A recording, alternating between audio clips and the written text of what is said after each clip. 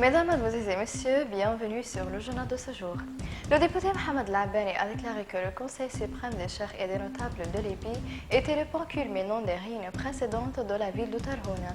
Labani a vu dans un communiqué de presse vendredi que les anciens et les notables de la Libye avaient conclu la formation de cet organe qui exprime les tribus de la Libye, soulignant que le Conseil joue le rôle opposé des organisations sociales et politiques dans d'autres pays dû absence de leur présence en Libye.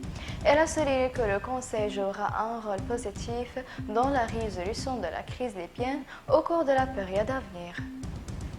Le député Ali Tekbeli a confirmé que la nomination des Nations Unies à un nouvel envoyé au Libye pour succéder à Hassan Salama ne changerait rien.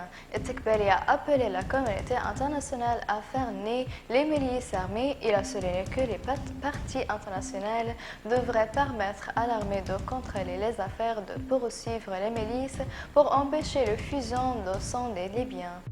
Brahim Idrissi, membre du Parlement, a déclaré que le peuple libyen espère croire aux institutions de tout nouvel envoyé des Nations Unies nommé dans le pays.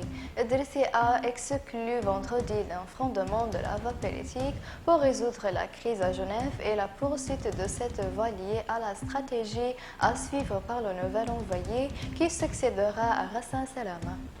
Le vice-président du Conseil suprême des cheikhs et des notables de la Libye pour le secteur pétrolier, Cheikh Senoussi El a déclaré que le Conseil demandera officiellement à la mission des Nations Unies de participer aux réunions de Genève qui n'ont pas encore été déterminées après l'échec du premier tour le 26 février, ajoutant que le Conseil comprend les cheikhs et les notables de la Libye des trois régions.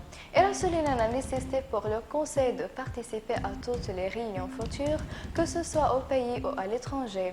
La Hlega a estimé que le Conseil est préoccupé par la politique intérieure et extérieure et qu'elle sera légalement approuvée par le Parlement en Libye et que l'armée a souligné le soutien de la décision plus tôt, en particulier que le Conseil est celui qui a soutenu l'armée dans sa guerre contre le terrorisme.